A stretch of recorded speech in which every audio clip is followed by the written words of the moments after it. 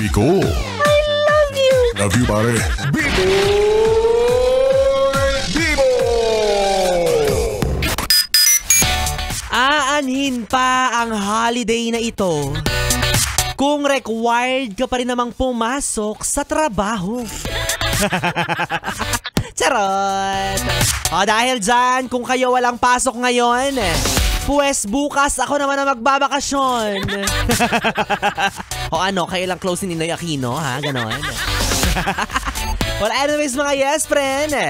Kapiling nyo na ang bibi nyo sa radyo. Ako po si DJ B-Boy.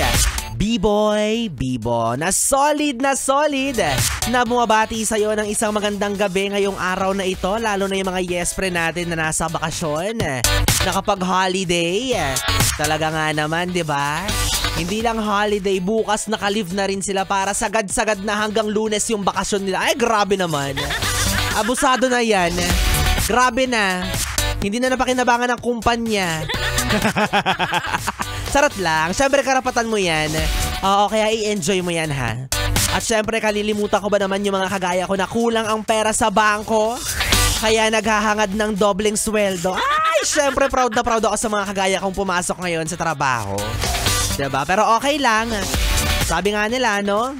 Kapag ganitong holiday, ang pampalubag loob natin ay double pay. Kaya tanggapin na lang natin. At kung merong iba pang maganda sa araw na ito, bukod sa double pay, yun ay ang luwag-luwag po ng kalsada. Grabe talaga, oy. Ang sarap bumiyahe. Ang sarap-sarap maglakwatsa. Talaga nga naman. Kasi feeling ko, dahil nga holiday, di ba, karamihan nasa bakasyon, karamihan nasa bahay lang, walang pasok sa trabaho, sa eskwela. Dahil dyan, mag-work from home na lang kayong lahat, ha? Dalhin nyo na yung trabaho nyo sa bahay. Maliban dun sa mga nagtatrabaho sa punerarya. Bawal sila mag-uwi ng trabaho nila, may magagalit na pamilya.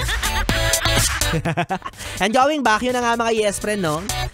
Ang bilis-bilis ko pong nakarating sa opisina. Share ko lang. Kasi dire-diretso yung biyahe ni B-Boy Bibo. Kaya yung rider ko parang isang beses lang gumamit ng preno.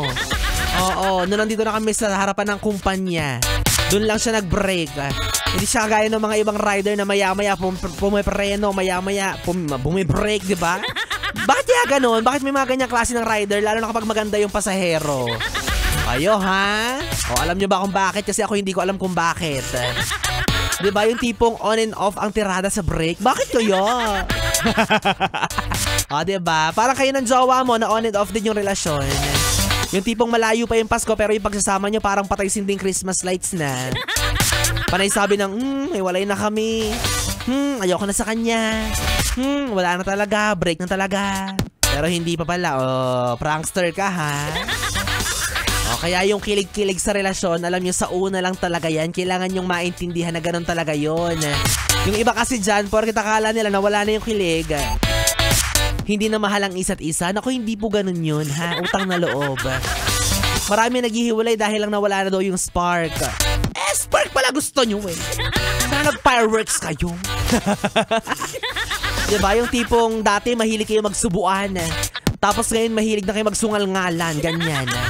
Pero ang mahalaga, in fairness naman sa inyo, kahit ganyan kayo, ay pinipili nyo pa rin ang isa't isa. Tama yan, ha? Yung dalawa na nga lang kayo sa relasyon, nagpaplastikan pa kayo. Bala kayo dyan. Well, anyways, mga yes friend, kapiling nyo na ako, DJ B-Boy Bibo, at ako niyang makakasama hanggang mamayang alas 12 para sa ating BB Time. Kaya naman dito ka lang sa istasyong no problem. Ang 101.1, yes, FM Solid.